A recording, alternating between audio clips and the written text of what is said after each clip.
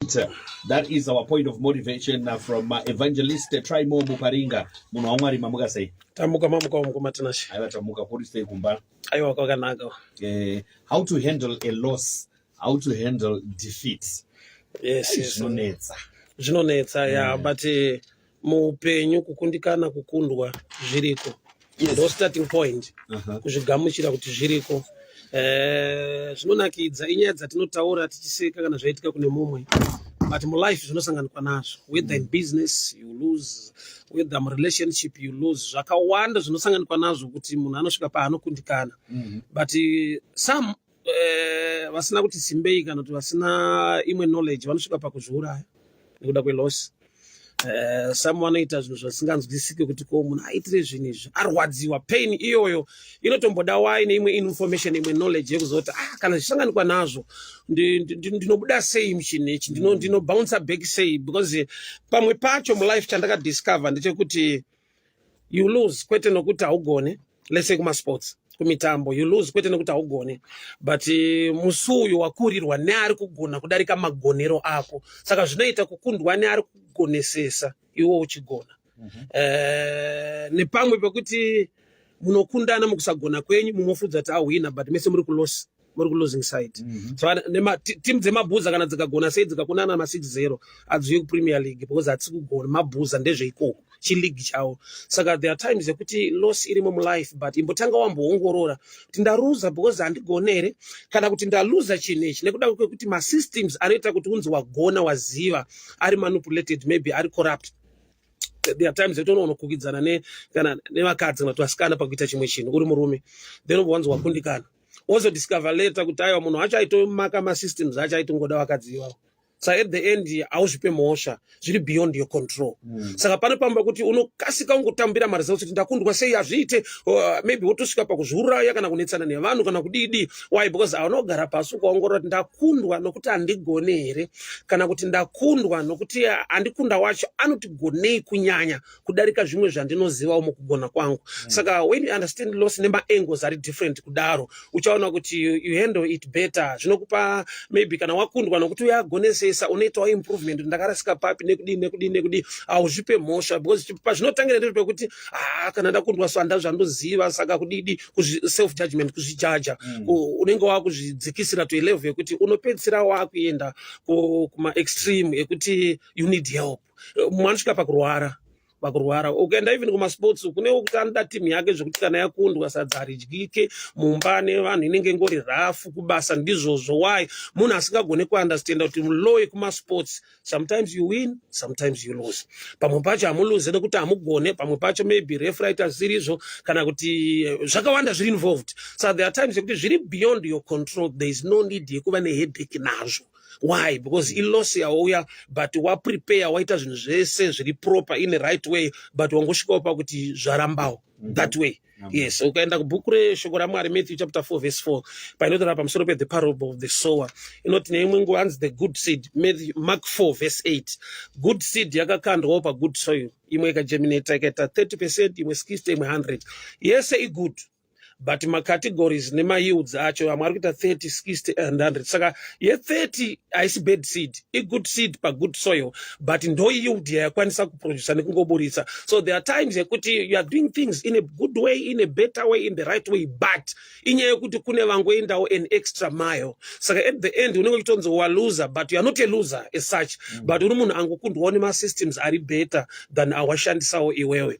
But then the end of the day kuzogona kuzvigamuchira kuti ndinotokundwa kune vanogona loss iriko ende dzimwe nguva inongotangira pakuti maitiro andiri kuita haasiriwo kana kuti vandiri kuita nawo havana kundifarira pakudi. So life inodaro but imwe challenge yandakaona paloss kuti vanhu vanoti kudii kana waruza than kuti iwewo unozviona sei waruza wacho. Why? Because zvafanira kuti munhu akakurova mbama muri kuseri muri two une pain yaunonzwa but ukarohwa pane vanhu people say kuti azvamburu ndingasenga riko hanzi uzambuluke lo munyaka unyazonzwa kuti ndakuwadzwa unonzwa ndakuwadzwa but zvafanira bhora kana bhora rine zurere Scotland yorwa 1-0 ozonzwa panews kuti Scotland yazvambaradzwa unzonzi parohwa zvakanyanyanya i1-0 but kaweti kongoti yazvambaradzwa unozonzwa pakuvara munhu. Saka sometimes mazwi anotaurwa nevanhu after loss anogona kukudamage more than the loss yanga iri on the ground.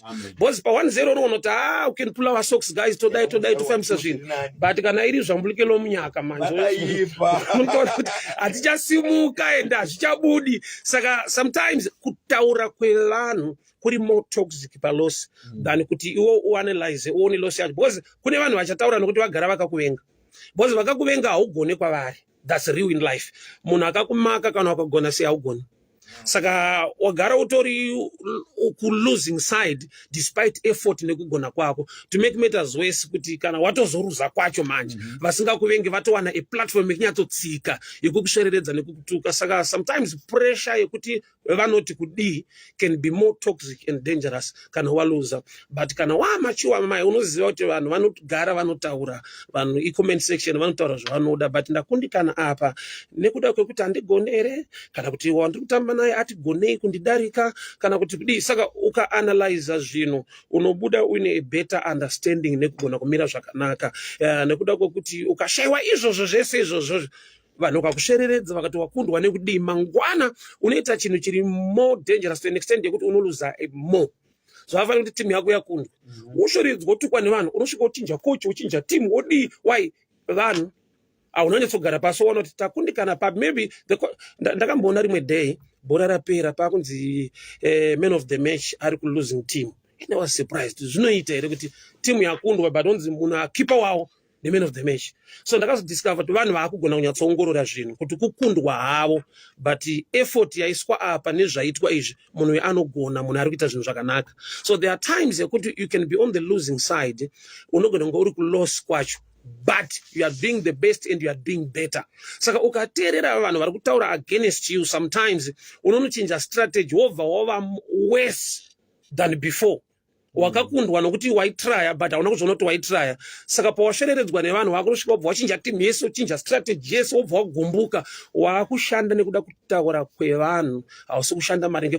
There is a loser and there is a winner. Izvozvo haugoni kuzvichinja, izvozvo hauzvichinji zviriko yega. Inoda munhu ari muloss macho kumbogara pasi ongorora kuti yabuda nepapi, zvafamba sei, ndakundikana here kana kuti ndakundwa mukuzama nemukugona kwangu, kana kuti ndo zviripo kuti ndangokundwawo, kana kuti zviri kuita kuti ndinzi ndakundwa zvine masystems ari corrupt to an extent yekuti ndiri kutogona. Ndiona kuti unenge uchitogona chinhu ka wotoenda painterview wotopasa, onzi chakufonera wegera kufonerwa poshedzwa wakakunda nekuda kwokuti vari kutora vacho vagara vachida munhu iyeyo.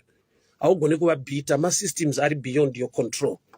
Kuvharwa mudhiri, kubirwa mudhiri zviriko sometimes zviri beyond your control. Wadhila nevanhu waifungidzira kuti vanhu vari transparent, vari open, vanhu vane integrity yakanaka, at the end vokunyudza. Haungatori tambo unozviuraya because you were doing the right thing. When waradzwa mapapers ezvinhu zvacho nemasystems awagara wanyatsotenda kuti zvinhu zviri right, at the end of the day unzi waruza. Hapana, tine malosi akawanda. Do you know kuti munhu aluza $200 anogona kuzviuraya, munhu aluza 10,000 regera kuzviuraya nyaya yekuendera loss. Because munhu anoti ndaparara handina kumwe kwandichaenda, but in life as long you are still alive loss haisi nyaya, kuluza upenyu hwako ndokune nyaya. But as long uripo, whether imari amount yakadii, you can still bounce back. Ukava ne good mindset, ukava ne strength, ukava nekutarisa zvinhu in a positive way, because wagara wakambotanga usina, wakaberekwa usina chinhu ichocho. Saka kana zvazowanika along the way, choluzika along the way, life goes on. Saka imwe challenge yatinayo ndeyekuti unohandla sei losi, vanhu vanenge vachiti kudii, kana kuti iwe ukazvitarisa kuti saka ndaparara kuno kumwe kwandichaenda hapana chimwe chinobuda, saka hapana, some they end up committing suicide because ndaluza basa iri, ndaluza project iri, ndopa pane life yangu, imba iyi yaparara, dzimba dzinoparara, I mean structure chaimba kutoparadzwa, kuswera waroja waimbova landlord. But kune vanhu vane strength yekuti they can still survive that thing and move on. But kune vanhu vekutoti akangoluza cabin chaichai hondo yacho hamuigoni. Why? Nekuda kwekuti haana kunyatsoongorora kuti ndo pane life yangu yese here, kana chinhu chandangowana mu life macho I can still bounce back. kuruza kuriko, vanhu vanoluza mari, vanhu vanoluza relationship, munhu anoshanda kudiaspora otumira mari kuno kuti imba ngaivakwe, pachitorwa mafotos ekamba ke panext door, torwa mafotos emwe munhu ari kuvaka Samuel, munhu paanozodzoka osvika pasina kana chinhu, avharwa nehama. Ilosi yekuti anogona kutozviuraya kuti makore ese aya ndichishanda, ndashandira izvi, munhu ndokubva andibitira this way, but izvozvo muupenyu zviri kuwodi, you can still bounce back. Nyaya ndeyekungoti kungozvipa simba uye nekutsvaka nyasha dzaMwari kuti Mwari ndigoneseni, because kune zviri beyond your strength mulife. Kana waruza chake unopera simba zvekuti you need people who can stand with you, who can help you, vanokuunderstand a level yawawo. Why? Because ukashare, that's why you must have positive friends vakakusaraunda. Why? Nekuti kune imwe loss yekuti ukashare vanokusimudzira, vanokutakura, inokuuraya. Ipapa ndiri kupajamba, kune losi inouraya munhu, kuuraya kufa chake. Because pane pekuti ndo tsoro dzako, ndo maplans ako, ndo pawainvesta life yako yese, pomuka makwana pechinzi hapana. Unogona kusafa instantly, kudonha, unogona kurwara, unogona kuva neBP, unogona kuita stress at the end, wane zvimwe zvirwere, finally you die. Why? Because loss yakuhita iri too much, iri too big. But watadza kungoshayawo vanomira newe dzimwe nguva, kana kuti iwo waiongorora in a different way, kana kuti paita vanhu vakushereredza, vakuseka. Palosi yega yega yowagara mulife, you got people who don't like you. Kune vanhu vanoshereredza, kune vanotaura zvavanoda, kune vanotaura zvavanofa, kune vanotokuti hauna kurongeka, iwe wanga wakarongeka, hauna kukwana, iwe wanga wakakwana, hauna discipline, iwe wanga uri disciplined, but wangovharwa mutini. Tine vana vasikana kuti anogona kunge amitiswa, vanhu votojaja kuti hakusarongeka, kuswera chaga varume nekunedi. Maybe the guy waanga aronga naye chinhu ndiye anga aiwa a conman wekuti akatoita nemunhu kwatete vakadi, but achizova mind make ndinoda kuyabhisa munhu. Saka moyo munhu haugona kuusecha. At the end of the day, munhu anotariswa nevanonzi idzi mvana, idzi swereredzwa, hapana, ma-off layer kudi. Mazwi iwayo ari more toxic, zvekuti unogona kuvhara, unogona kuzvinzwa yes uri munhu uri musociety, vanhu vanotaura, vanhu vakakuti off layer une mwana, shiwa zvinobohwa, zvinorwadza, but uri off layer. Iwewe chizvipa identity kuti ndiri munhu ane mwana wake, but I can still bounce back, I can do things in life. Why? Because malosa anenge iwayo ekudisappointwa ma-relationships ariko. But dzimwe nguva unenge une vabereki vanokuti hapana hapachagarika, zvinhu hazvichaita. At the end of the day, washaya vamira newe, especially vehukama wakasamira newe, sometimes you feel kuti ndatoparara. Especially uri mwanasikana wamitiswa, dzoka pamba pataurwa rough padi, unopedzera kuita masuicide. Vamwe vanhu vari kumira mastreet, matouchline, isuicide decision yaakatora after loss. Mumwe akaenda patouchline kuti akamitiswa ane mwana 1, kogoita ane vana 3, asi kuenda kutouchline. Why? Akawana vanhu vakataura naye, akagona kuanalyze kuti nandiri marriage, but mumwe wangu akabhaiza nekudai, but hazvingandiite chifeve. I can still work for my kids. Saka loss inongodawo munhu ane positive mind, understand the life, kuti kujutwa kuriko, kuvharwa kuriko, kusagamuchirwa muupenyu kuriko, wakarongeka zvinogona kuramba, wainvesta unogona kunyura. But life goes on, Mwari vane nyasha, Mwari vanokurwira. Saka rimwe dambudziko nderekuti tine zvinhu zvatisingagone kudiscover, kudzidza kana kuziva, kana zvinhu zvingofamba zvakanaka pasina loss. Zvatinogona kudzidza nekuziva where there is loss. So loss pachai itoriwo a strategy, a plan, or a platform yekuti pane panotangirwa. 2 Samuel chapter 9, mukomana ainzi Saul, the first king of Israel, baba vake vakarasa madhongi, ndokubva atumwa anotsvaka madhongi. Bible rinoti amashayiwa musango, ndopaakaenda kumba kwaProphet Samuel. He was anointed to become the first king of Israel. Kuti chakaita kuti umambo wake hudiscoverike ilosi yakaitika mufamily. Baba vakaluza wealth, vakaluza madhongi, vakaluza zvipfuyo zvavo. Mwana paakateerera kuhendla nekudhila nelosi, because pamba pavo paiva nemushandi, baba vake vakatomuti tora muranda muende kunotsvaka madhongi. Anga ane right yekuti aiwa, kana uyo ari muranda wepano ari mushandi, ndo basa rake, ngaende kunotsvaka madhongi. But paakagona kuhendla losi yemumba mavo, he became the first king of Israel. Saka pamwe pacho tine a blame spirit yekungoti mudhara wangu dai anga akarongeka, dai ndine zvakati, dai mudhara wangu anga anemba, ndine imba yangu, dai mudhara wangu akaita zvakati. Vanhu vatiri kunongedzera kuti dai mudhara wangu, ini ndamudhara. Vafana vangu vachandinongedzera kuti wangu mudhara aingoblema mudhara wake. Iwo tinoita generation ine blame spirit, pasina munhu ari kugona kuti loss yakavapo, but still we are here and we can do things. Ndakashaya munhu akandiendesa kuchikoro, iwo wakura, zvinotenderwa kuzviendesa futi. Uchazoona kuti pamwe pacho pauri kublema vanhu, iwo wacho wagara uri kuside retype yevanhu vari kublema vacho. Saka muloss mune zvimwe zvinhu zvinodiscoverwa, muloss mune zvimwe zvinhu zvakanaka zvaunogona kusangana nazvo. Exodus 15:23, hanzi vachifamba vana veIsraeri vachienda kuKenani, vakasvika pane mvura yaivava painzi Pamara. so pavakanwa mvura yakavava ndokubva vachema kuna Moses. Mwari haana kunaisa mvura, Mwari haana kudirecta Moses kune another fresh dam or river, but chii chakaitika zvanzi Mwari vakangomuratidza a piece of wood ndokubva aikanda mvura, mvura ikatapira. What am I trying to say? Ndiri kuti izvo mvura payakavava vakacomplaina, but mukuvava ndoma mune love nefavor yaMwari. Kuvava inenge loss iri papi favor? In a desert place chinhu chinonetsa kuwana imvura, especially yekunwa. Saka Mwari kuti apreserve mvura iyi yevana veIsraeri akaitendera kuvava. Why? Because kana yavava vese vachasvika nepairi havasi kuzoinwa, vachaiignore, vachaisiya vachaga iri better. Saka chakazoita kuti itapire, God was trying to prove to them kuti the only way to preserve water for you ndakaitendera kuvava kusvika masvika yozotapira. Saka kuvava loss ine kamwe kanhu kaunogona kuona, une zvimwe zvinhu zvaunogona relationship chaiyo. When you are on the loss or on the losing side business wise, kana kuti kubasa kana uchiishi, unogona kuzodiscover kuti munhu uyu adana neni adana nemari yangu, because zvinhu zvikangodzikira mbichana kana ukangomunyepera kuti dhiri harina kuzobuda, naiye unotoona akutobuda murelationship. Why? Because akapindira dhiri iroro. So there are times kuti tine vanhu vane matargets ekuti anenge exposed when things are on the losing side. Tine vanhu vane mahidden agenda yekuti vakauya mulife mako as if they are real friends, but vaida mukana neimwe opportunity yaunogona kuvareisa kana imwe mari yaunogona kuvabatsira nayo. Zvinhu izvo zvikaita sekunge hazvipo, you see those people going out or moving away. Kureva kuti loss yaexpose ma-fake friends zvisingagone kuexpose when things are good.